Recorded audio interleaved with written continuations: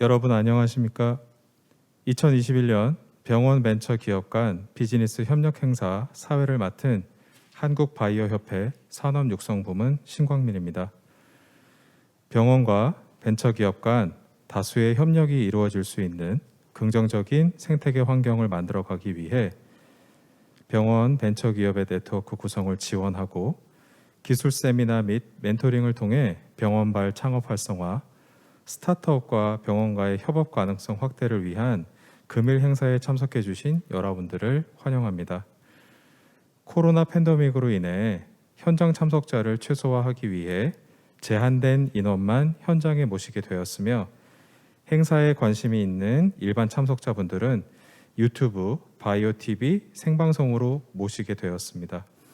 금번 행사는 고려대학교 의료원, 안암, 구로, 안산 등과 공동으로 기획하였으며 사전에 기업 대상으로 수요 조사를 실시하여 고려대학교 병원의 중점 연구 분야 대상의 협력 의사가 있는 기업을 선별하였습니다. 수요 조사 결과 IT융합, 신약, 줄기세포, 임상시험, 항암제, 최소 침습 분야에서 병원과의 협력을 필요로 하는 기업 6곳을 오늘 행사에 모시게 되었습니다. 그리고 오늘 행사에는 고려대학교 의료원의 처장님, 부원장님 등 의료 현장에서 환자 진료를 하고 계시는 MD분들을 자리에 모시게 되었으며 이러한 의료 현장 종사자 및 기업과의 네트워크를 통해 한국 바이오 헬스 산업과 인프라 발전을 위한 기회가 되기를 희망합니다. 우선 현장에 참석해 주신 VIP 및 연사분들을 소개해 드리겠습니다. 네. 김병조 고려대학교 안암병원 신경과 교수님, 네. 고려대학교 의학연구처장님이시고 의료원 산학협력단장님이시고 고려대학교 의료기술지주 대표님의 이사님이십니다. 그리고 제가 이렇게 매칭되는 형태로 좀 하겠습니다. 한국바이오협회의 오기환 전무님, 네. 현재 산업정책부문 담당하고 계시고 체외진단 기업협의회 간사도 담당하고 계십니다. 손상욱 고려대학교 안산병원 피부과 교수님, 네. 고려대학교 의학연구처 부처장님이시고 의료원 산학협력단 부단장님이십니다. 네. 조인산 에비드넷 대표님, 네.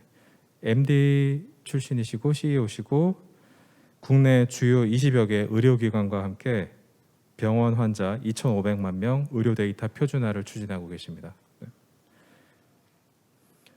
네, 그럼 지금부터 병원 벤처 간 비즈니스 협력 행사를 시작하도록 하겠습니다. 시작으로 김병조 고려대학교 안암병원 신경과 교수님께서 인사 말씀을 해주시겠습니다.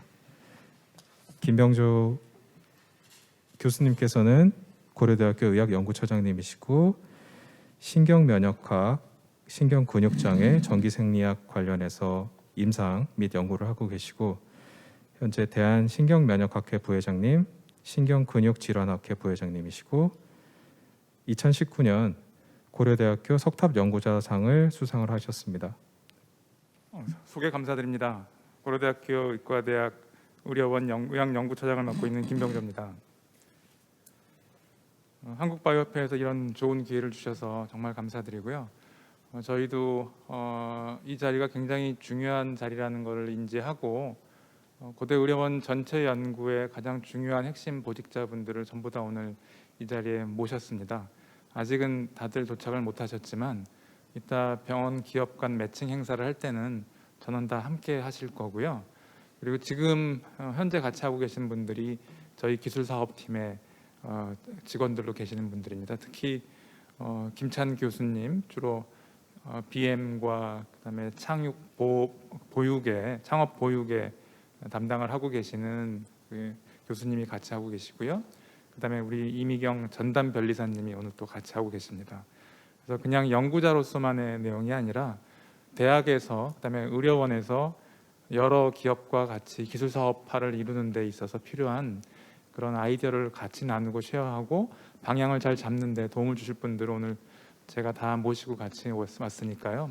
굉장히 효과적이고 뜻있는 그런 좋은 결과가 나올 수 있는 자리라고 기대합니다. 일단 저희 쪽 얘기를 좀 간단하게 소개해드리겠습니다. 고려대학교 의료원은 대부분 다들 아시는 분들이 오늘 이 자리에 나오시겠다고 하신 걸로 알고 있기 때문에 굳이 많은 얘기는 안 하고요. 오늘 보니까 스케줄이 빡빡해서 저한테 주어진 시간이 10분이긴 하지만 최대한 그 안에 끝내도록 하겠습니다. 조직도가 굉장히 복잡하죠. 예, 고려대학교 의료원이고 의료원의 의학연구처가 있습니다. 제가 이 연구처장을 맡고 있으면서 고려대학교 의료원 산학협력단장이고 또 고려대학교 의료기술지주의 대표이사입니다. 이 의학연구처 산하에는 이 전체 조직을 아우르는 그런 행정 조직이 있습니다. 연구전략본부로서 연구전략팀을 데리고 있으면서 여러 가지 연구 기획을 담당하는 일들을 하고 있고요. 산학협력팀은 잘 아실 거고, 그다음에 기술사업팀이 연구 결과물들을 기술 사업화하는 데 지원해주는 그런 TLO 조직으로 저희가 가지고 있고요. 그다음에 저희가 자랑으로 내세우는 국제의료기기 임상시험 지원센터가 올해 신약 쪽 관련된 임상시험까지 다 지원하는 임상연구지원본부로 승격 발전했습니다. 여기 자체적으로 ACRO까지 운영을 하면서 전체적으로 DM이나 통계 분석까지 지원하는 그런 형태의 확대된 조직으로 지금 거듭났습니다. 그다음에 저희는 의과대학이 있고요. 그다음에 3개 병원이 있습니다. 이 3개 병원이 모두 다 3차 상급 종합병원이죠. 전체 병 베드 수를 따지면 거의 약 3,000베드가 조금 안 되는 정도의 그런 수준이고요. 의과대학의 연구를 담당하는 연구부학장님이 계시고 그 밑에 의과학지원센터가 있고 각 병원의 연구부에 연구부원장님이 계십니다. 그래서 연구부 부원장님들은 연구부원장이 아니라 연구부의 원장이다라고 불러달라고 그렇게 얘기를 하십니다. 그 밑에 이제 연구관리팀이 행정지원으로 있고요. 의학연구처에서는 이 전체 연구부학장, 연구부원장님, 그다음에 연구전략본부장님, 그다음에 임상연구지원본부장님 전체와 같이 아울러서 의료원 전체의 연구를 좀 담당하는 그런 일원화된 조직으로 지금 되어 있습니다. 지금 3개 캠퍼스만 보여드렸는데요. 저희가 최근에 홍보도 많이 하고 있지만 정릉에 꿈팍이라고 해서요. 코리아 유니버시티 메디사이언스 팍입니다. 그래서 메디사이언스의 앞에 M자를 따서 KUM 해서 꿈인데요. 꿈의 공원이라고 해서 주로 신약과 백신 쪽을 개발하는 그런 랩 허브 같은 걸 지금 구성하고 있습니다. 9월 중순이면 일단 행정조직이 다 들어가고요. 저희 산단도 그리 들어갑니다. 그다음에 내년 이맘때쯤이면 실제로 웹랩을 할 수 있는 공간들이 전부 다 완성이 돼서 명실상부하게 약 12,000평의 공간에 저희가 주로 신약과 백신 개발을 할 수 있는 그런 연구 단지가 만들어지게 됩니다. 그다음에 곧 8월 달쯤에는 청담에 또 하나의 캠퍼스가 만들어지는데 그곳에서는 주로 국제의료기기 임상시험 지원과 그다음에 디지털 트윈이라고 해서 영상 분석을 하고 그다음에 홈헬스케어를 담당하는 그런 디지털 헬스케어를 담당하는 부서들이 들어갈 예정입니다. 아까 말씀드렸던 그런 조직들이고요. 이 중에서도 저희가 가장 강점으로 그리고 다른 데서도 고려대학교가 잘하고 있다고 봐주는 게 바로 기술사업팀이고요. 오늘 그 기술사업팀 직원들이 전부 다 주요 인재들이 여기 와 계십니다. 이분들의 노력 때문에 저희가 의기주 산하에 약 17개 자회사를 가지고 있고요. 이 자회사들의 현재 밸류로는 약 2,563억 원. 최근에 좀 더 올랐을지 모르겠는데 2020년 12월 현재니까요. 정도의 밸류를 지금 가지고 있고 특히 이 두 회사는 지금 올해 IPO를 목표로 한다고 열심히 뛰고 있습니다. 바이오젠텍은 이번에 코비드-19 때문에 진단키트를 개발해서 현재 해외 수출도 하고 있는 그런 회사고요.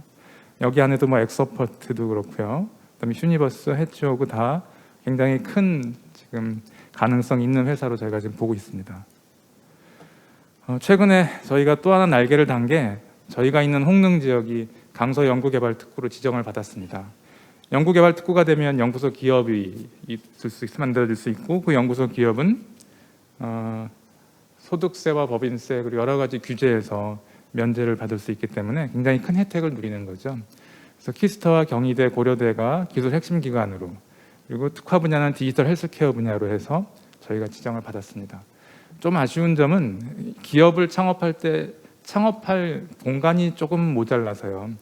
그래서 굉장히 엄선된 선정에 걸쳐서 지금 하고 있는데 주로 서울 바이오부가 이쪽에 있기 때문에 서울 바이오부에 들어가 있는 기업들한테는 일단 먼저 프리빌리지가 좀 있고 그 외 공간에 지금 기업들이 들어갈 수 있는 공간도 넓혀 나가고 있는데 저희가 생각할 때는 저희 정릉 캠퍼스가 요 정도 가운데쯤에 있거든요. 그래서 이 정릉 캠퍼스가 또 다른 배후 지역으로 거기에 기업들이 입주할 수 있는 공간으로 저희가 만들어 볼까 지금 생각 중입니다. 혹시 제 마스크 벗어도 되지 않을까요? 다들 마스크 쓰고 계시는데 안 되나요?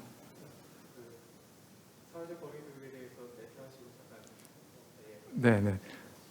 죄송하지만 저는 이제 백신을 2차 접종까지 다 완료한 지 벌써 한 3주 정도 돼서 문제가 없을 거라고 생각을 하고 또 여기 마이크를 벗으면 되고 이 안에 있는 분들이 그렇게 많은 분들이 안 계시고 다 굉장히 거리가 떨어져 있어서 다 마스크를 또 쓰고 계시니까 제가 좀 벗겠습니다. 너무 숨이 차서 숨 찬 것도 숨 찬 거지만 지금 안경에 김이 서려고 잘 보이질 않네요. 전체 특허 출원 건수가 굉장히 많이 증가되고 있습니다. 근데 양적인 증가가 아니라 이제 질적인 증가를 지금 목표로 저희가 다시 달리고 있는 중이고요. 기술 이전도 이런 특허 증가에 맞춰서 같이 증가하고 있는데 물론 이거는 뭐 그때그때 건에 따라서 액수가 많이 달라질 수 있기 때문에 근데 긍정적으로 보는 거는 늘 안정적으로 매년 20건 이상의 기술 이전이 이루어지고 있습니다. 근데 기술 이전을 하고 그냥 끝나버리면 안 되기 때문에 저희가 기술 이전한 회사에 전체적으로 관계를 계속 유지하면서 그 회사가 자리를 잘 잡을 때까지 계속 끝까지 지원하도록 기술사업팀이 노력을 하고 있습니다. 각 병원 중점 분야에 대한 거는 인터넷에서 충분히 보실 수 있는 부분들인데요. 몇 가지만 좀 강조해서 얘기 드리면 안암병원은 연구중심병원으로 이런 4가지 분야를 특화해서 지금 열심히 달리고 있고요. 특히 몇 년 전에 받았던 정밀의학 플랫폼으로 암 쪽의 유전체 데이터를 빅데이터화하는 K마스터 사업, 그 다음에 최근에 이제 안암병원에 셋업해서 드디어 오픈해서 지금 운영하고 있는 클라우드 기반의 EMR 시스템이죠.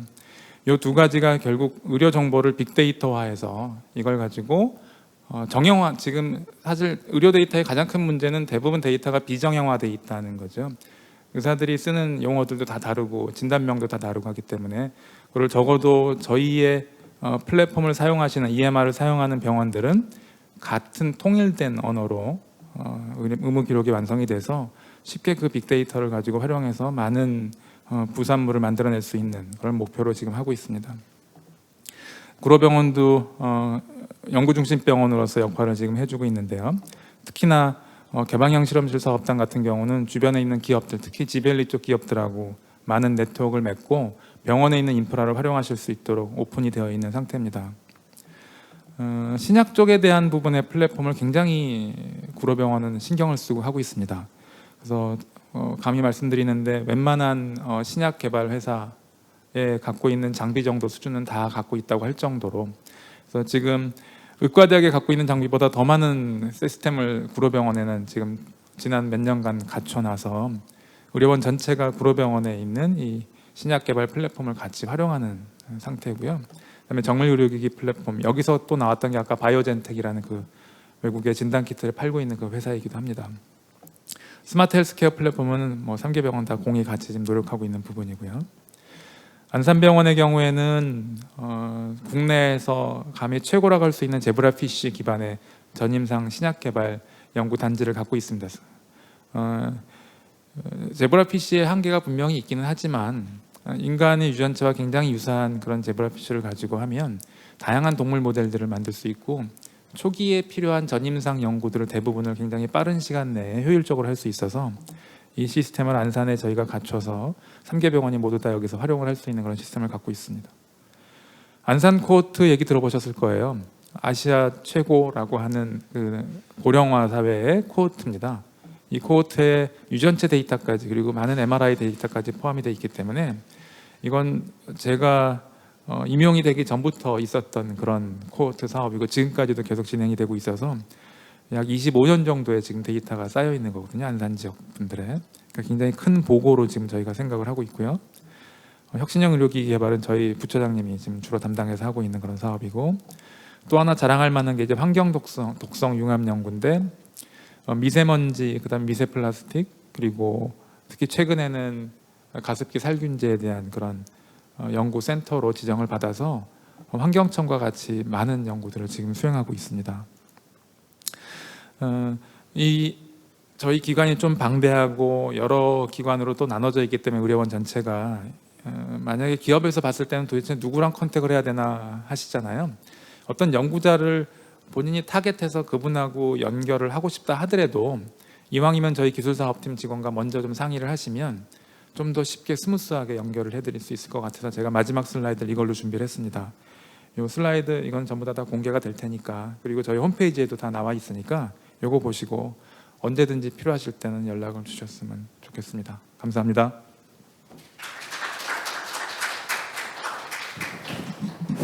네, 교수님 발표 감사드립니다. 그럼 이어서 한국바이오협회 창업지원 프로그램 소개가 있겠습니다. 그 프로그램은 제가 좀 발표를 드리도록 하겠습니다.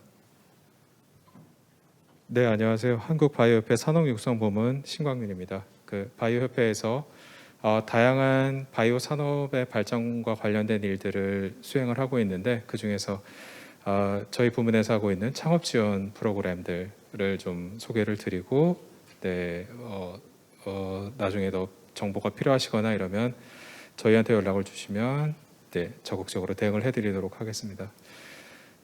저희 바이오 협회는 보시듯이 82년에 유전공학 연구조합이 출범되고, 그다음에 91년에 생물산업협회가 출범이 되고, 그다음에 00년에 바이오벤처협회가 출범된 세 개의 협회가 2008년에 통합으로 되면서 바이오협회가 되었습니다.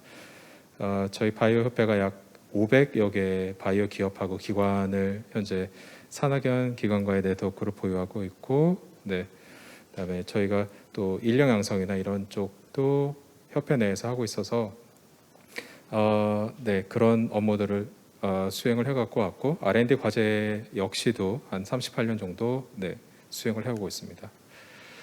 이 전체 내용은 저희 협회에서 다 지원을 해드리는 내용이고요. 이거에 대해서 제가 오늘 뭐 전체를 다 설명을 드리진 않겠지만, 국내외 네트워크 플랫폼, 그 다음에 글로벌 네트워크 및 최신 정보 제공, 정책 지원 규제 개선, 그 다음에 홍보 마케팅, 인력 양성 지원, 그 다음에 R&D까지 해서 협회에서 다양한 업무들을 좀 추진을 하고 있습니다.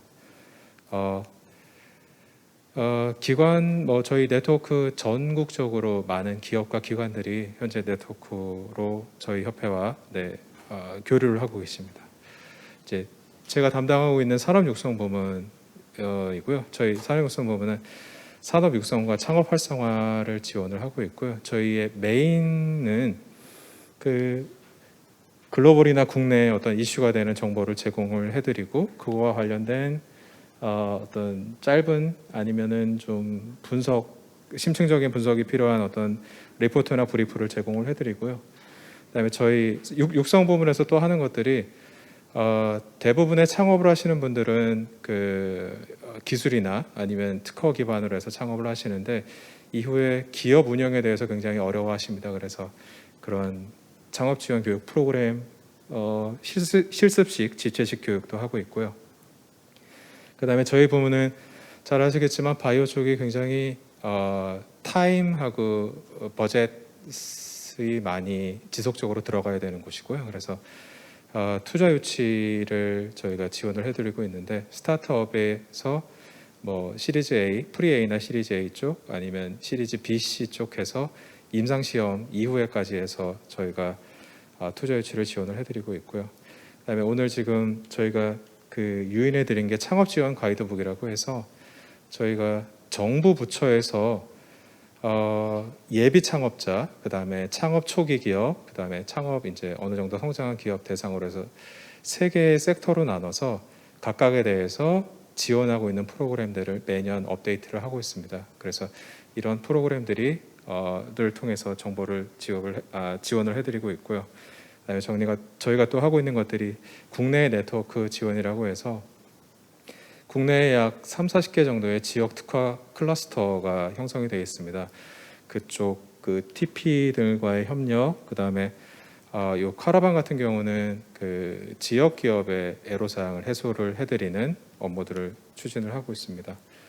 요거는 저희가 자료들을 지속적으로 업데이트해서 저희 홈페이지에 올리고 있는 이슈들이고요. 그거에 관련해서는 다운로드 받아 보실 수 있습니다. 그래서 그 국내 바이오 산업 연구개발 투자하고 매출 현황 추이, 포스트 코로나 시대 헬스케어 뉴노멀, 그다음에 AI를 이용한 드럭 디스커버리 특허 및 전략, 그다음에 2020년 바이오 기업 상장 현황 및 이슈들 해서 산업적으로 좀 도움이 될 수 있는 정보들을 계속 생산을 해내고 있고요. 그다음에 좀 스페시픽하게 이전에 말씀드렸던 저희가 그 실습식 집체식 교육해서 창업 스쿨, 그다음에 창업 경진 대회라고 해서 투자 심사역 분들 중에서 MD 아니면은 PhD 아니면은 이전 그 제약회사의 연구 경험이 있으신 투자 심사역 분들이 계십니다. 그런 심사역 분들과 기업들을 매칭을 해서 어떻게 하면 투자를 조금 더 잘 받을 수 있는지, 아니면 어떤 형태로 기업을 PR하고 IR 하는 게 좋을지, 그런 것들을 지원을 해드리고 있고요. 그다음에 아까 말씀드렸던 투자 유치 IR인데 골든 시즈 같은 경우는 프리 A하고 시리즈 A라고 해서 프루프 오브 컨셉 단계 아니면 임상시험 바로 전 단계에서 기업들이 투자가 필요할 때 VC 분들을 매칭해 주는 행사. 그다음에 보통 대부분은 그 임상시험 끝나시고 나서 IPO 하고 뭐 이런 것들까지 하시는데, 이때는 또 시리즈 BC라고 해서 약 100억에서 뭐 크게는 몇백억대 이상의 투자를 필요로 하시는데, 그때 이제 전문 투자 심사역 분들을 저희가 그 매칭을 해드리고 있고요. 이때 같은 경우는 그 기업 공개와 관련돼서 한국거래소에 담당하시고 계시는 그 직원분들을 모시고 세미나를 같이 개최를 하고 있습니다. 그리고 앞전에 말씀드렸듯이 국내 네트워크하고 기업의 애로사항 해소를 좀 지원을 하고 있고요. 그래서 저희가 바이오 산업 전주기 과정에서 사업화를 좀 지원을 하고 있습니다. 네, 고맙습니다.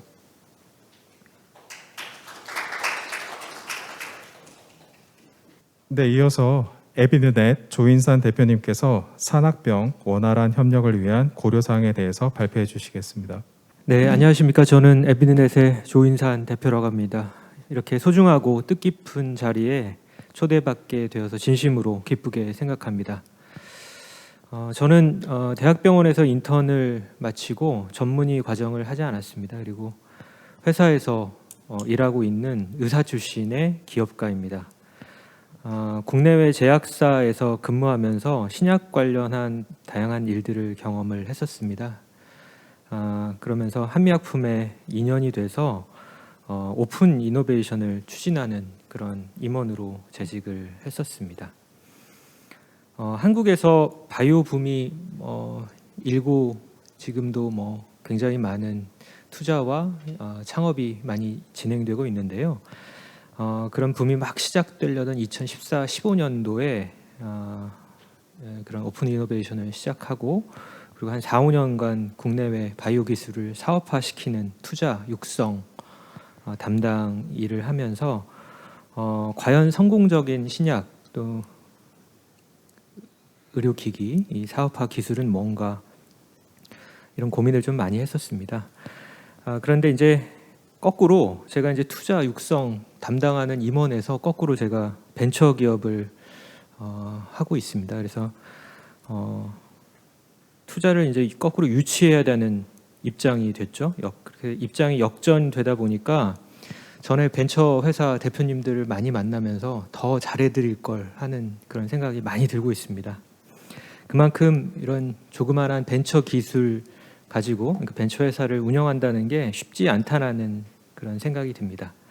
그래서 제가 전에 투자 담당, 육성 담당했던 임원, 그리고 현재 벤처 기업을 운영하는 그런 포지션에 있으면서 여러 가지 산학병 협력을 위한 고려사항, 현실적인 그런 고려사항들을 몇 가지 좀 말씀드리고자 합니다. 편하게 봐주셨으면 좋겠습니다.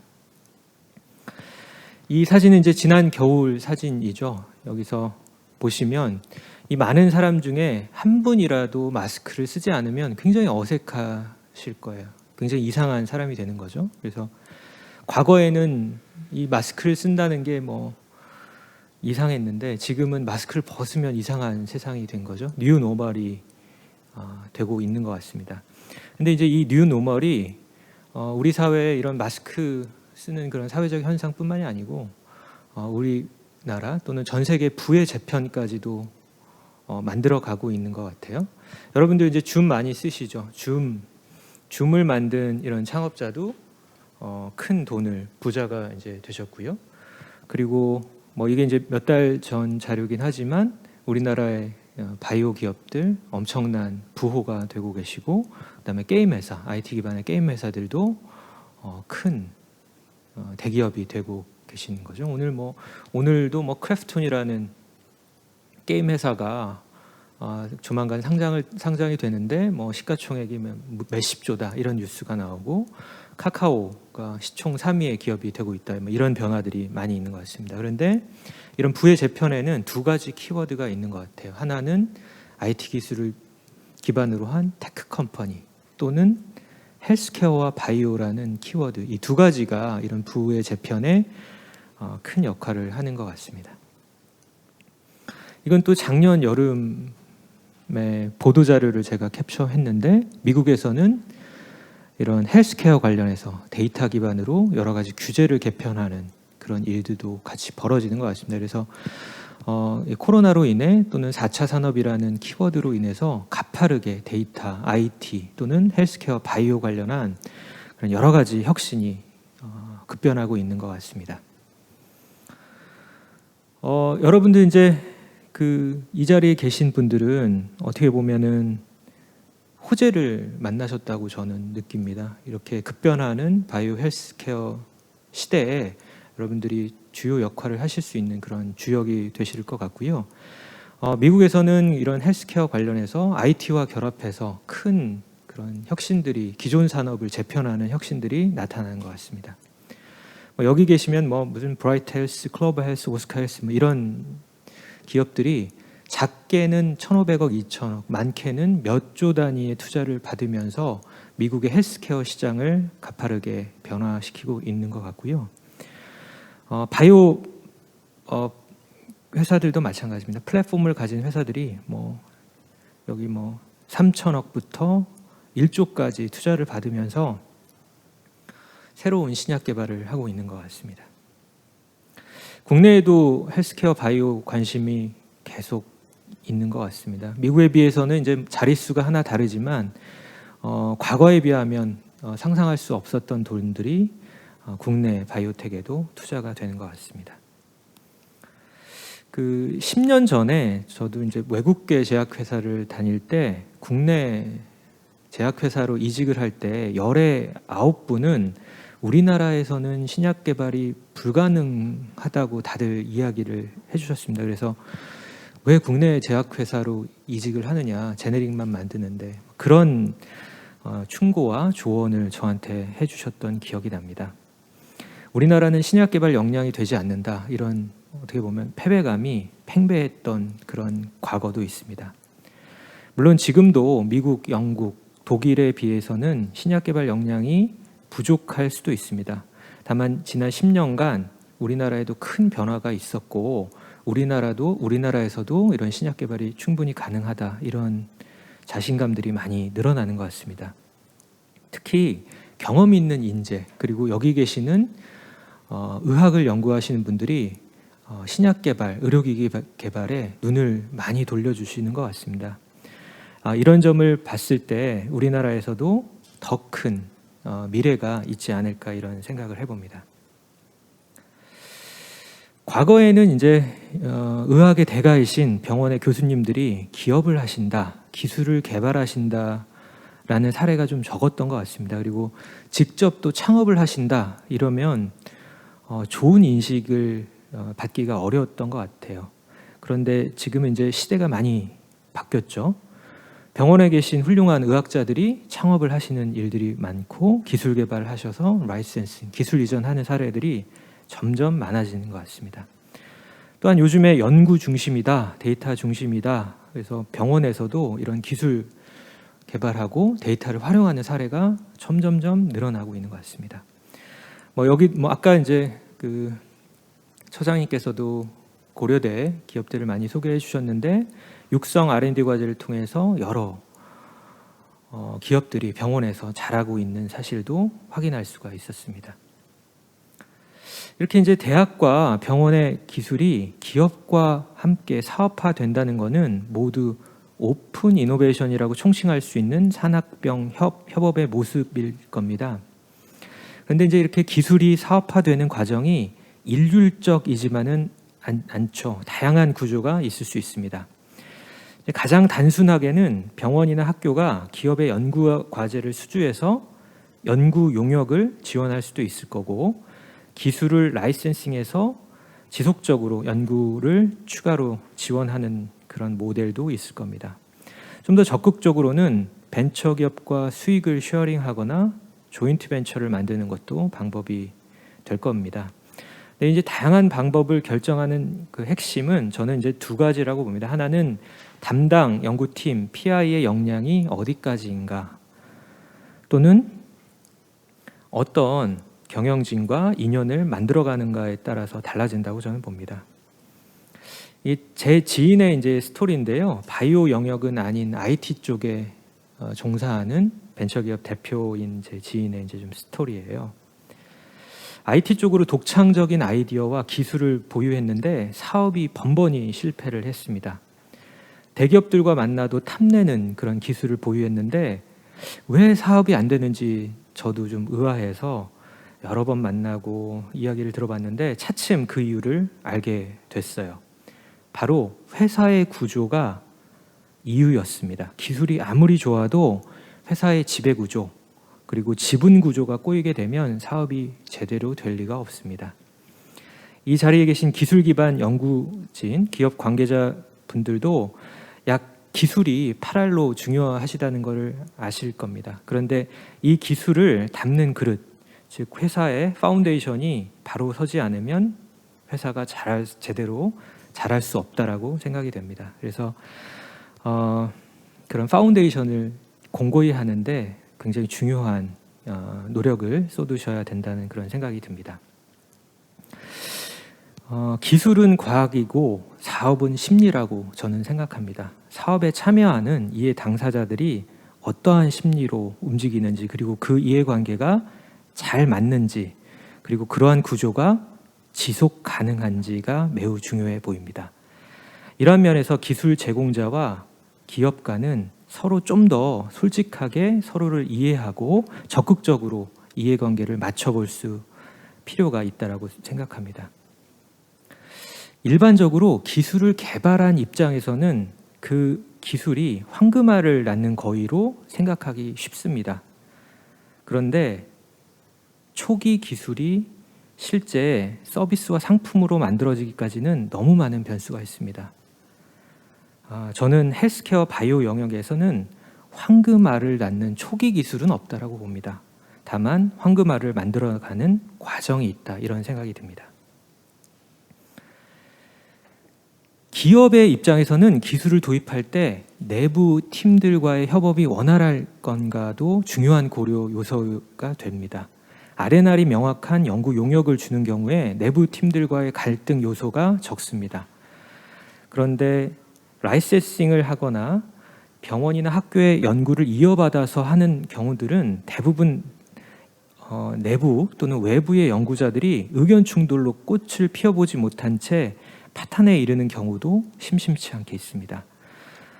더러 조인트 벤처 같은 그런 구조를 쉽게 생각하는 벤처기업 대표님들도 더러 만났습니다. 그런데 이는 머리가 둘이고 몸은 하나인 그런 구조고, 특단의 결속력과 인내가 아니면 성공하기 어려운 구조라고 저는 보고 있습니다.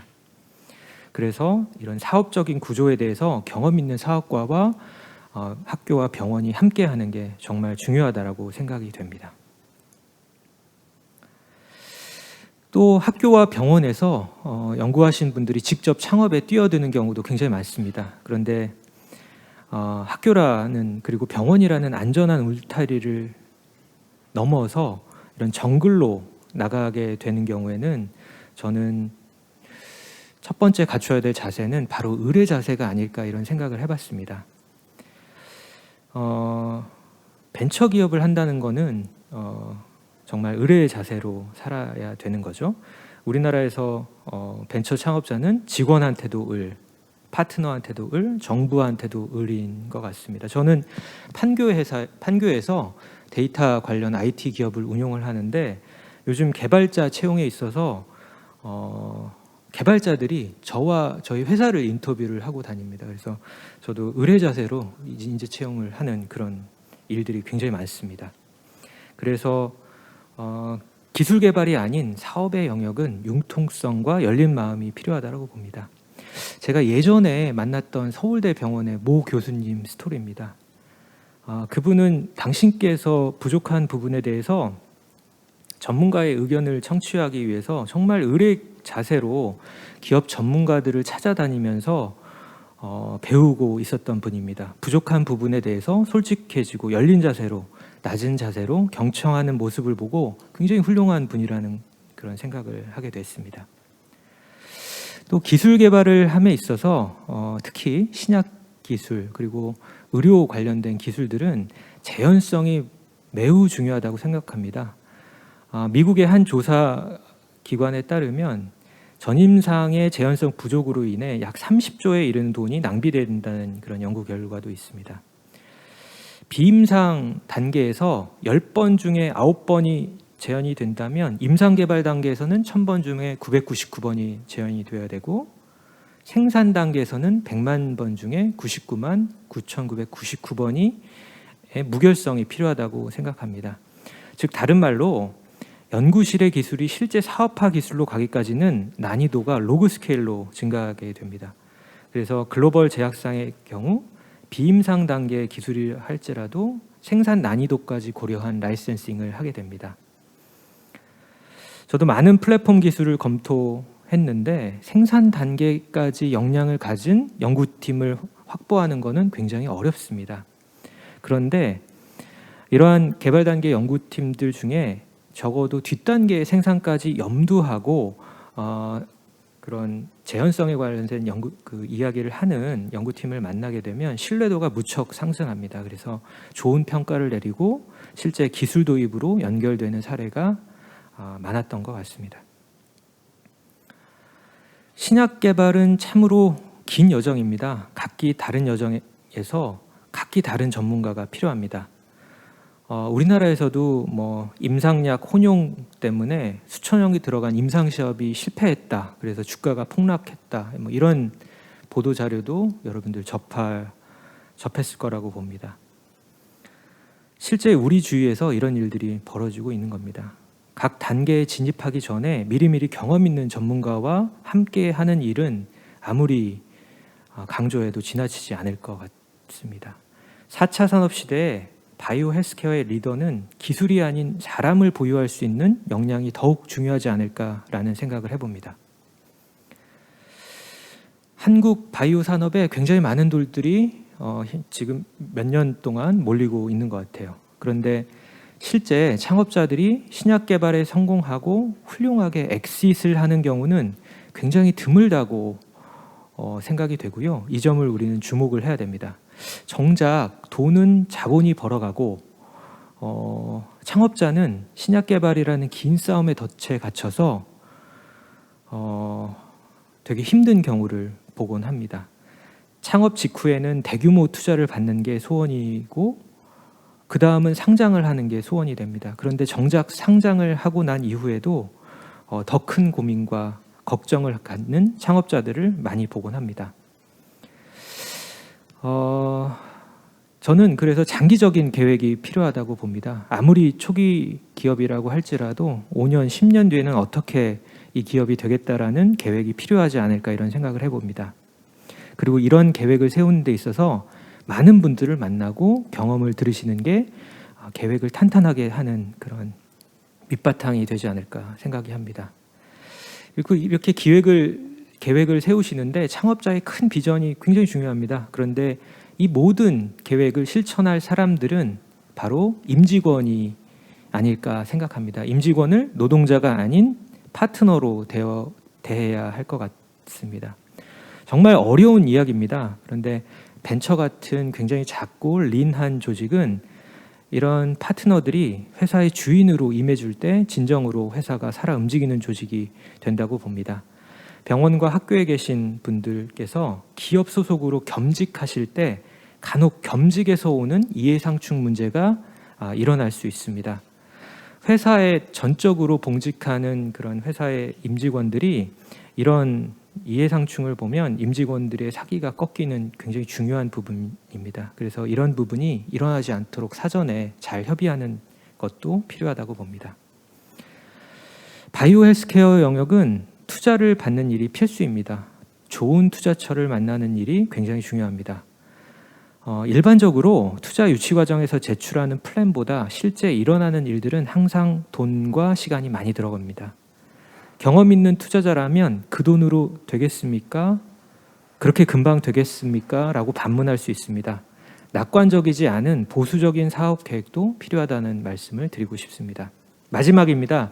현재 여기 오신 분들은 다 바이오 헬스케어 영역에 종사하실 것 같아요. 그런데 저는 이 영역은 단 한 명의 천재 혼자 모든 거를 경험할 수 없기 때문에 한 명이 모든 경험을 할 수 없는 그런 부분으로 각기 다른 전문 분야의 인재가 모여야 한다고 생각합니다. 각기 다른 조직이 힘을 합쳐야 성공의 확률이 늘어난다고 봅니다. 여기 계신 학교, 병원, 기업 분들께서 서로 뜻을 모으고 힘을 모으실 수 있는 기회를 같이 만드시길 바라겠습니다. 로마가 하루아침에 만들어지지 않은 것처럼 바이오 헬스케어 사업도 긴 시간이 필요합니다. 모쪼록 긴 호흡과 긴 안목으로 대한민국의 기술 사업화를 여러분들께서 이끌어 주시길 바라겠습니다. 감사합니다.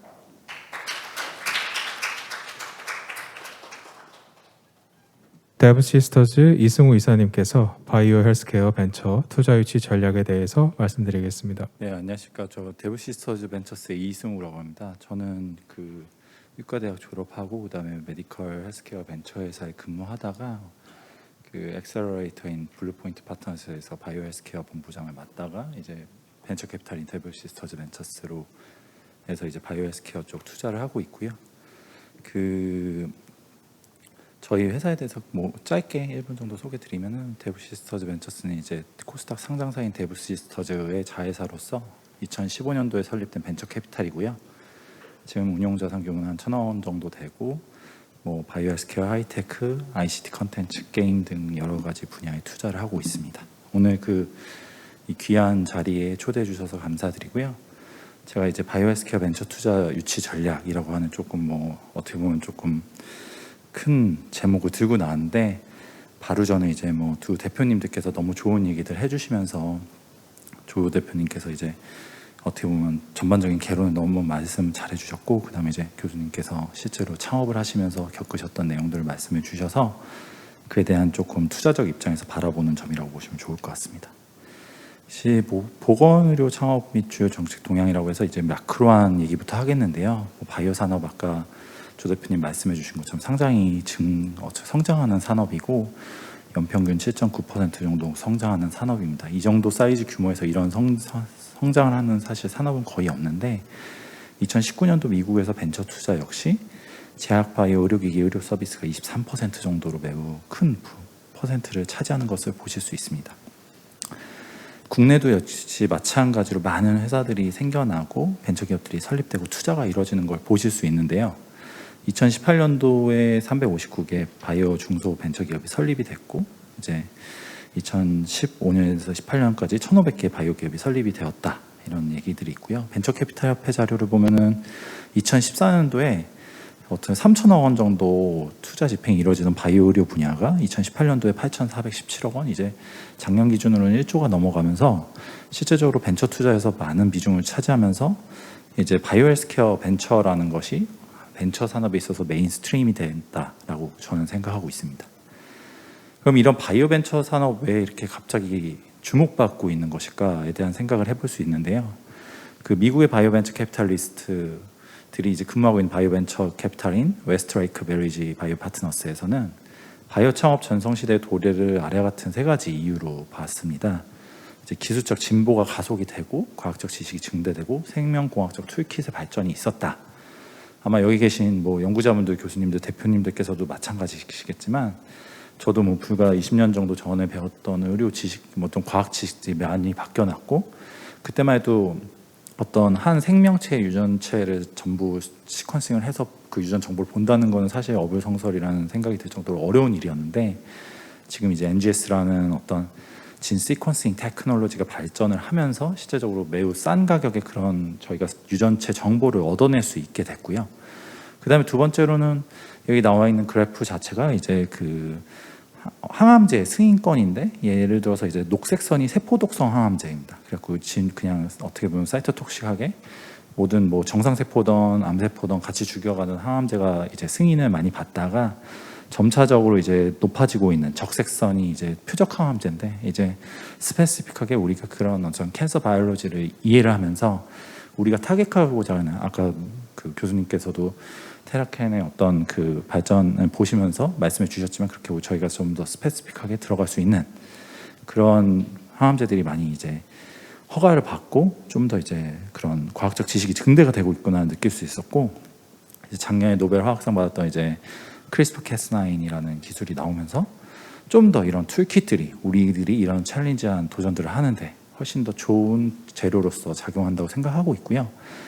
하지만 바이오 헬스케어 회사 투자는 사실 그 창업은 되게 어렵습니다. 뭐 진짜 깊은 어떻게 보면 그런 구덩이를 넘어가야 된다고 생각을 하고 있고요. 여기서 사실은 보시는 것처럼 처음에 팀을 만들고 비즈니스 모델을 세우고 페이턴트 뭐 이런 거 다 들여오고 그다음에 R&D를 진행하는 동안에 이제 어떻게 보면 돈을 우리가 벌 때까지는 진짜 많은 비용이 투입이 돼야 되는 게 바이오 벤처 회사라고 생각을 하고 있거든요. 그래서 바이오 벤처 회사 같은 경우에는 사실 정부 지원 사업도 매우 중요합니다. 그래서 저희 뭐 바이오 협회에서도 이번 아까 그 책자도 나눠주셨지만, 그런 식으로 뭐 미국에서도 이미 선도적으로 SBIR이라고 하는 이제 스몰 비즈니스를 하는 어떤 기업들의 그 챌린지한 R&D를 어떻게 보면 좀 지원해주는 그런 프로그램들이 있고요. 한국에서도 팁스라고 하는, 아마 고려대에도 기술지주회사에서 팁스 운용을 하는 걸로 알고 있는데, 그래서 그런 식으로 저희가 이런 정부의 어떤 지원을 받고 그다음에 초기 투자를 받아야지만 그래도 어느 벤처 투자를 받을 정도의 스케일을 만들어낼 수 있다고 생각하고 있습니다. 정부 지원 사업들 이렇게 정리했는데 저 책자가 훨씬 좋은 것 같네요. 그래갖고 그 민간 투자 동향에서 보면은 사실은 이제 바이오 투자 같은 경우는 디스커버리 앤 디벨롭먼트 단계가 두 가지로 나눠진다고 생각하고 있습니다. 그래서 우리가 원천적인 타겟을 발리데이션 하고 그 타겟에 맞는 약물을 찾아서 히트 리드 단계로 넘어가다가 리드가 옵티미제이션 되면은 거기서부터 이제 저희가 R&D 이네블링 스터디를 통해서 우리가 그런 저희의 그 약물들이 세이프티 앤 이피커시가 명확하게 나오는지 안 나오는지, 또한 거기서 나왔던 어떤 공정적인 이슈들이 충분히 생산 가능한 스케일업이 될 수 있는지를 보는 이제 단계로 넘어가면서 디벨롭먼트 스테이지로 넘어가신다고 보면 될 것 같은데요. 사실 그런 투자 유치하는 대상이 달라진다고 생각을 하고 있습니다. 창업 시점 초기 단계에는 정부 지원 자금과 더불어서 엔젤 투자자, 엑셀러레이터 등한테 받게 되고, 뒤에 가면 벤처 캐피탈을 받게 됩니다. 뭐 초기 단계 회사들이 뭐 이렇게 보자면은 엑셀러레이터, 뭐 엔젤 투자자, 벤처 캐피탈, 컨설팅사, 뭐 인큐베이터 뭐가 다르냐라고 했는데, 저는 요새는 뭐 점점 더 구분이 좀 약해지는 것 같긴 합니다. 그래갖고 이런 구분도 한다라고 좀 알아주시면 좋을 것 같고요. 그 바이오 헬스케어 아이디어 제품 개발의 프로세스는 아마 이런 식으로 진행이 된다라고 이제 많이들 이야기를 하고 있습니다. 처음에 이제 아이디어럴 디스커버리 구간에서는 연구를 기반으로 그 특정 질병의 치료, 진단, 그 새로운 형태로 체내 메커니즘을 조절할 수 있는 기술을 발견을 하게 되면은 그걸 가지고서 이제 마켓 리서치를 하게 됩니다. 이게 어떤 지금 우리가 어떤 이 셀 단위에서의 어떤 일어났던 일들이 우리가 과연 치료제로 개발한다면, 진단으로 개발한다면 어떤 식으로 될 수 있을까? 그래서 기존에 그럼 그 질병을 극복하기 위해서 어떤 솔루션들이 있었나를 검색을 하게 되고요. 그래서 언맷 니즈가 만족하게 되면 이제부터는 본격적으로 이제 디벨롭먼트적인 비용이 투입이 되게 됩니다. 그러면서 가장 중요한 거는 바이오 헬스케어 벤처에서는 IP라고 할 수 있죠. 그 인텔렉추얼 프로퍼티를 명확하게 저희가 지킬 수 있게, 실제로 만든다고 하더라도 우리의 IP 자체가 보호받지 못하는 IP를 만드는 경우도 많습니다. 그래서 그런 것들도 꼼꼼히 따져보면서 그렇게 IP로 우리의 자산에 대해서 프로텍션을 할 수 있다라고 했을 때 이제 프로토타이핑을 하게 되고, 뭐 이제 약에 따지면은 프리클리니컬 스터디를 하게 되죠. 그래갖고 이제 인비보 스터디들을 통해서 저희가 이제 어느 정도 세이프티 앤 이피커시에 대한 근거가 마련이 된다고 하면은 이제 클리니컬 테스팅을 통해서 레귤러토리 어프로벌을 받는다고 보시면 될 것 같습니다. 그 로버트 랭거라고 하는 MIT의 이제 코 인스티튜트 프로페서 밤 랭거 워낙 유명한 분이시죠. 그 드러그 딜리버리 시스템 쪽에서 되게 유명하기도 하고 이제 뭐 모더나라든가 아니면 기타 뭐 프리퀀시 테라피틱스라든가 이런 수많은 회사들에 이제 관여가 되어 있는 이 로버트 랭거의 그 교수가 쓴 특허 그리고 그들의 제자가 쓴 기업들이 뭐 거의 몇십 개가 되고 상장한 게 뭐 10개가 넘는다고 하더라고요. 그래갖고 5P를 잘 봐라 바이오 벤처를 할 때 이런 얘기를 했었는데 첫 번째 프로덕트에서 돈을 벌기 위해서 팔아야 할 제품의 형태와 특성. 사실은 저희가 이제 흔히들 아까 뭐 바로 전에 교수님께서도 말씀해 주셨지만 앞타머를 만들었는데 이게 그 생각보다 제조적인 이슈가 있어서 이렇게 변경하셨다 뭐 이런 식으로 얘기를 하시는 그런 내용들을 들었는데 그런 것처럼 저희가 이제 그런 제품의 형태와 특성이 사실 중요합니다. 그래서 저희가 그런 것들이 있어야지 이게 생산 수율이 어느 정도 나오고 팔렸을 때 어떻고 그게 가지고 있는 제조나 아니면 특성에 따른 인허 과정 리스크가 어떤 건지를 알 수 있거든요. 그래서 그런 것들을 잘 보고 두 번째 플랫폼입니다. 그래서 우리가 지금 하고 있는 기술들이 하나의 어떤 스터디를 위해서 설계가 되고 결과를 얻어냈지만 그게 인체라는 어떤 범용적인 환경에서 다른 곳에 적용될 수 있는지를 보신다면 범용성과 확장성을 통해서 지속 성장이 가능한 그런 밸류가 발견이 된다면 훨씬 더 큰 밸류에이션을 받으실 수 있다고 생각을 하고 있고요. 페이퍼 뭐 당연히 중요하죠. 왜냐하면은 바이오벤처 같은 경우 이제 사이언스 비즈니스라고 불리기 때문에 사이언스가 기반이 되는 비즈니스라서 사이언스에서 통하는 논리들이 다 적용이 된다고 보시면 될 것 같습니다. 그래서 피어 리뷰드된 페이퍼에서 되게 좋은 결과를 보여준다면 그것이 갖고 있는 그런 권위나 아니면 좀 더 확신 같은 거는 훨씬 더 높아질 수 있겠죠. 그다음에 아까도 말씀드렸던 것처럼 페이턴트 어떻게 보면 계획한 사업을 이행할 때 필수적이라고 생각이 되고요. 아무래도 그 바이오 벤처들 왜 밸류에이션이 높나라고 하면은 저는 만약에 글로벌 특허를 잘 가지고 있는 경우 이런 어차피 규제적으로는 사실 전 세계적으로 인허가에 대해서 어떻게 보면 조화가 많이 이루어져 있기 때문에 그 특정국의 규제를 어느 정도 만족을 한다면 다른 나라에 가서도 시도를 했을 때 허가를 받을 확률이 상당히 높아집니다. 그렇기 때문에 그런 식으로 우리가 만약에 한 군데서 잘 성공한다면 글로벌 익스펜션이 가능하다라고 생각이 되기 때문에 처음부터 글로벌한 페이턴트를 잘 만들어내신 거 중요하다고 생각하고요. 그다음에 인비보 POC 이제 사실 여기서 인비보라고 하면 사실 휴먼 POC라고도 생각이 저는 되는데요. 휴먼 POC는 사실 되게 하기가 어려우니까 실제적으로 적어도 그 인비보 POC라고 하면 이제 동물에서 우리가 생각하는 모델, 우리가 치료하려는 질병 모델과 가장 유사한 기전을 가진 동물 모델에서 적어도 그 동물 모델이 그리고 전 세계 글로벌 제약사나 임상의들이 인정하는 모델에서 우리의 메커니즘이 잘 작용하냐, 우리가 원하는 에피커시가 나오냐 이런 걸 확인해 보시는 거 중요하다고 생각합니다. 그 다음에 여기 이제 제가 짜자자자한 마일스톤 써놨는데요. 회사의 밸류에이션이 언제 증가하냐 사실은 되게 어려운 일입니다. 왜냐하면은 기존에 이제 어떻게 보면 매출이 있는 회사 같은 경우는 편하게 매출의 크기, 뭐 어떻게 보면 우리의 신규 시장의 페네트레이션 레이트 어떻게 침투하고 있나 이런 걸 보면 편한데 바이오 벤처 회사 같은 경우 사실 마일스톤, 디벨롭먼트 마일스톤을 나가는 거에 따라서 밸류에이션이 증가하는데요. 저희가 봤을 때 가장 중요한 포인트들은 이렇다라고 생각을 하고 있습니다. 그래서 MOA를 알아내고 그다음에 리드 화합물을 골라내고 그다음에 인비보가 잘 되고 그다음에 어떻게 보면은 피어 리뷰된 페이퍼에 좋은 탑 클래스 저널에 실리고 그래서 그런 것들에 대해서 IND 파일링을 하고 이네블링 스터디를 끝내서 이제 IND가 어프로벌 받고 그다음에 뭐 그런 임상 시험을 할 수 있는 수십억 단위의 뭐 정보 과제를 따고 이런 것들이 중요한 마일스톤이거든요. 이런 거 보시면서 마일스톤 세우시는 거 중요하다고 생각하고 있습니다. 바이오 창업의 필수 요소라고 이제 써놓은 이제 그 파트인데요. 바이오 벤처라고 이제 구글에다가 검색을 하면 비즈니스 오브 더 페일리어라고 써 있습니다. 실패를 하는 비즈니스라는 거죠. 그 아까 말씀드렸던 로버트 랭거 교수가 이제 어떻게 보면은 실패를 그러니까 결국 그 해당 어떤 최고라는 사람들은 결국 실패를 얼마나 잘 다루는 사람이냐라고 말할 정도로 그 실패는 계속 잘 극복해 나가야지만 좋은 창업을 만들어낸다고 생각하고요. 미국의 이제 보스턴에 있는 유명한 바이오 벤처 캐피탈인 더드락 벤처스에서도 그 파트너가 한 말은 만약에 실패를 안 했다면 진정한 이노베이션을 안 한 거다라고 할 정도로 당연한 거라고 생각합니다. 실패는 숨기는 게 아니고 그걸 얼마나 잘 극복하느냐인데요. 여기서 보시는 것처럼 이제 probability of success라고 써 있는데 여기서 저희가 페이지 1, 2, 3로 넘어가면서 이제 2환이 되면서 이제 그 임상 확률들이 나오고 그래서 페이지 1부터 approval까지는 9.6% 정도밖에 안 됩니다. 근데 이제 이게 in vitro, in vivo를 지나가다 보면 훨씬 더 낮아지겠죠. 실제로 저희가 생각을 했을 때 이 실패에 대해서 두려워하지 않고 실패를 잘 알 수 있게 우리가 어떤 테스트를 하고 나서 그 포스트록 애널라이시스를 잘 해서 다시 극복할 수 있을 좋은 스터디를 설계하고 좋은 어떻게 보면 R&D를 진행하는 게 결국 성공의 길이라고 생각하는데요. 이거는 여러분들 너무 잘 아시는 것처럼 프리클리니컬, IND, 클리니컬, NDA, 애프터마켓까지 지속적인 위험이 노출되어 있습니다. 이제 포뮬레이션, 뭐 신세시스, 그다음에 톡시콜로지 스터디 등등등등. 이제 IND 파일링을 하고 나면 클리니컬 스터디 역시 우리가 원하는 대로 진행이 되지 않고 오퍼레이션 리스크부터 시작해서 CMC적인 리스크, 그다음에 어떻게 보면은 어떤 매니팩처링적인 리스크, 그다음에 NDA에 넘어가서도 애프터마켓에서도 역시 리스크가 나올 수 있겠죠.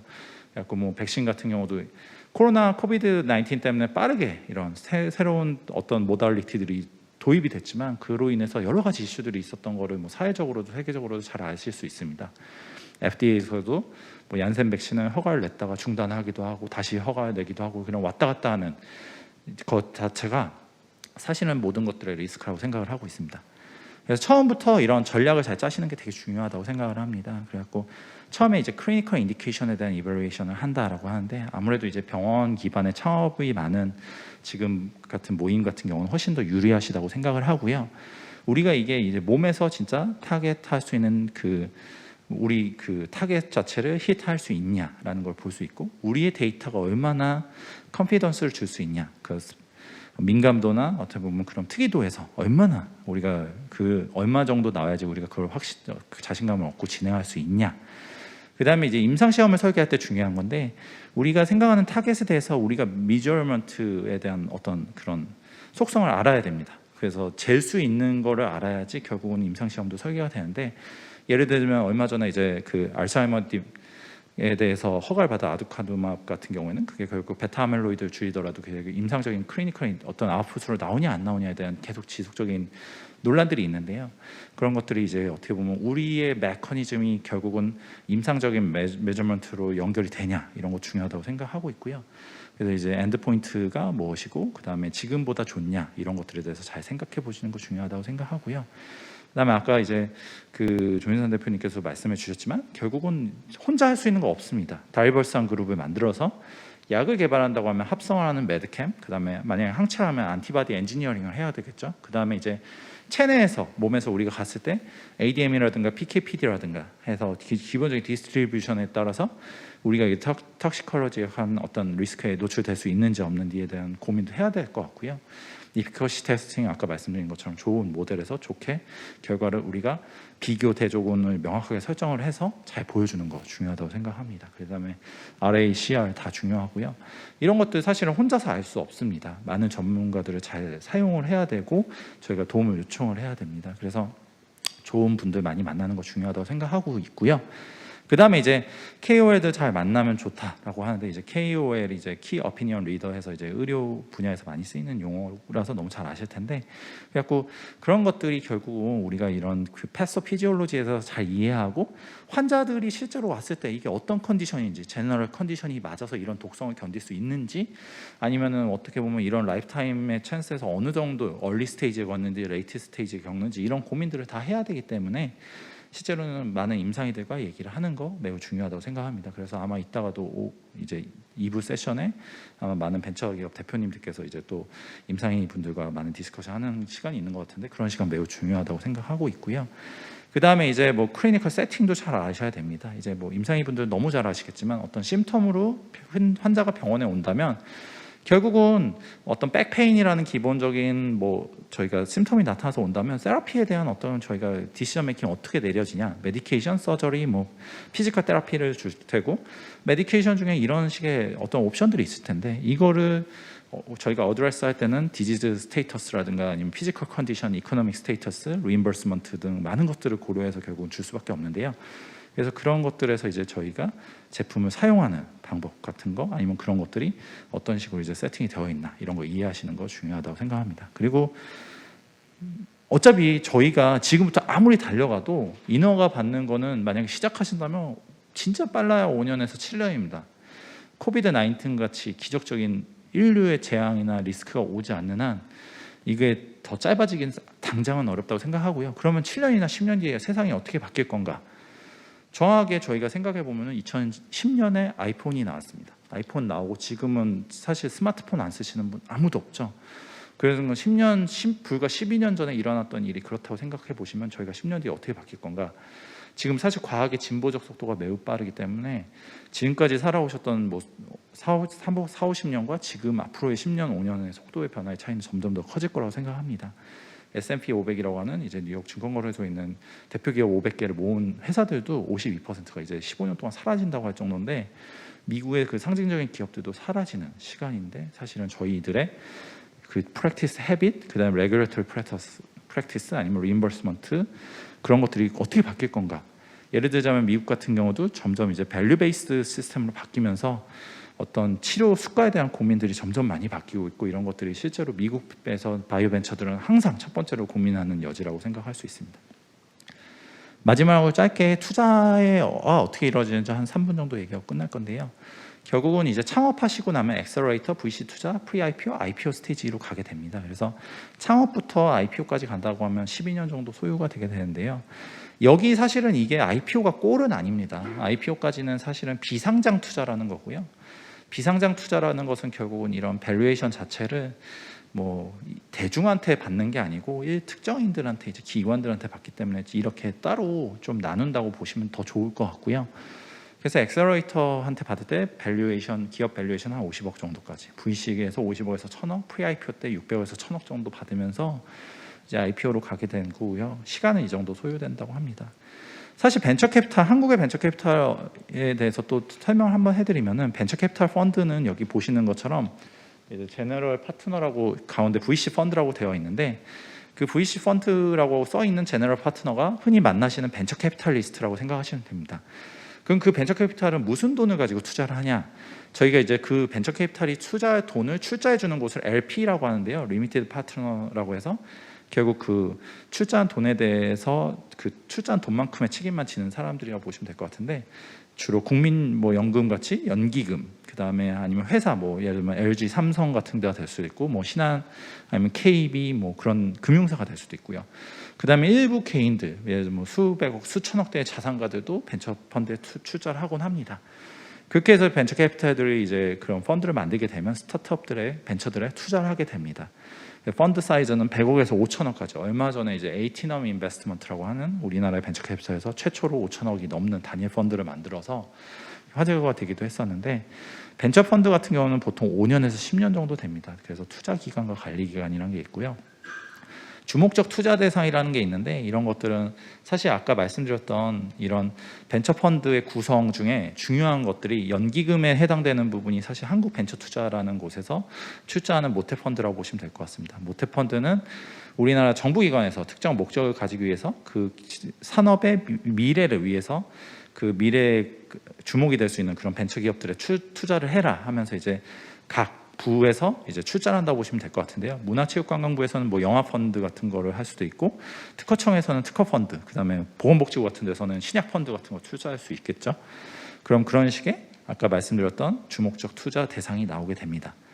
VC 펀드는 사실 110억짜리 펀드가 있다고 하면은 10억에서 10개를 투자를 하면은 그 중에서 5개는 망한다고 저희는 생각합니다. 그래갖고 5개는 망하고 2개는 또이또이하고 2개는 수익이 날지 안 날지 모르겠지만 그래도 조금 성장한 거, 그럼 나머지 1개가 사실은 거의 15배의 이익을 보여주면서 나머지를 다 커버하고 수익을 가져다 주는 구조입니다. 그래서 아까 말씀드렸듯이 실패라는 거를 기본적으로 생각을 하면서 투자를 하게 됩니다. 물론 저 실패해요 이래도 투자하진 않지만 성공해도 말씀해 주셔도 사실은 쉽지 않다는 걸 너무 잘 인식하고 있고요. 그렇기 때문에 사실 벤처라고 하는 말이 붙었다고 생각을 합니다. 그 VC 투자 유치할 때 가장 중요한 건 저는 사실 한 번에 다 알려주시려고 하는 게 중요한 게 아니고요. 내가 한 뭐 1분 만에 설명할 수 있는 거, 5분 만에 설명할 수 있는 거, 그다음에 풀로 설명할 수 있는 거 이런 걸 준비하시는 게 중요하다고 생각합니다. 그래서 이제 왜냐면은 이제 상대방의 지식적 수준이 사실은 나와 어떻게 보면 좀 교감을 하려면 시간이 걸리기 때문이거든요. 근데 이제 처음부터 보통 벤처 대표님들은 권위자이자 전문가이십니다. 그래서 모든 걸 다 쏟아붓는다면 사실 되게 어려운데요. 그렇기 때문에 그런 거를 좀 천천히 하시는 게 중요하고 설득하는 게 중요하신 게 아닙니다. 서로 이제 공감하고 교감하는 게 중요하다고 저는 생각하고 있고요. 그래서 사실 처음에 만나고 나서 이런 식으로 이제 투자 검토위원회 뭐 이렇게 따지다 보면 3에서 6개월 정도 걸리게 됩니다. 당연히 오래 걸리고요. 돈이 바로 나가지는 않습니다. 왜냐하면 아까 말씀드렸듯이 제 돈을 주는 게 아니고 저에게 출자를 해주신 사람들의 돈을 운용하는 거기 때문에 많은 부분에 고민이 필요합니다. 그래서 오늘은 제가 이제 뭐 짧은 시간 동안 많은 얘기를 말씀드린 것 같습니다. 제가 이제 뭐 바이오협회에서 이런 좋은 기회 주셔서 이렇게 말씀드렸는데 앞으로 창업하시거나 이럴 때 혹시나 필요하시거나 아니면 편하게 상담 필요하시면 앞에 이메일로 말씀 주시면 저도 또 찾아뵙고 말씀드릴 수 있도록 하겠습니다. 감사합니다.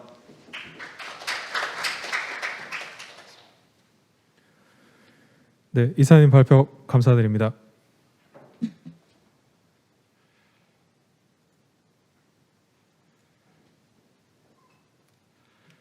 저희가 행사하고 있는 중간에 MD분들께서 진료가 끝나고 오셔가지고요.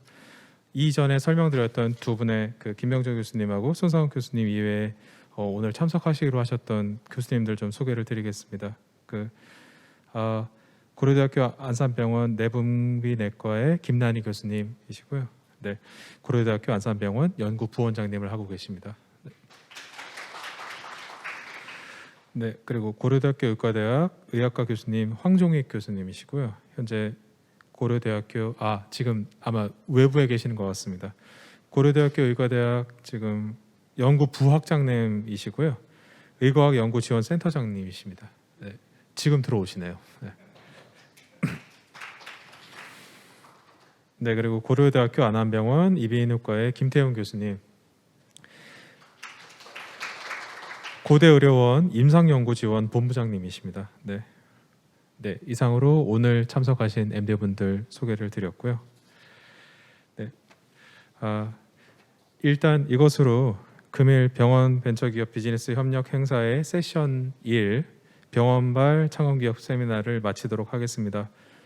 병원 및 의료 현장의 수요에 대응하는 기술 제공과 산업 생태계 구성원과 협력을 활성화하기 위해서 금일 행사에 참석해 주신 병원 및 기업 관계자분들께 감사의 말씀을 전하며 바이오협회는 바이오 산업의 긍정적인 산업 생태계 구성을 위해서 지속적인 노력을 기울이도록 하겠습니다.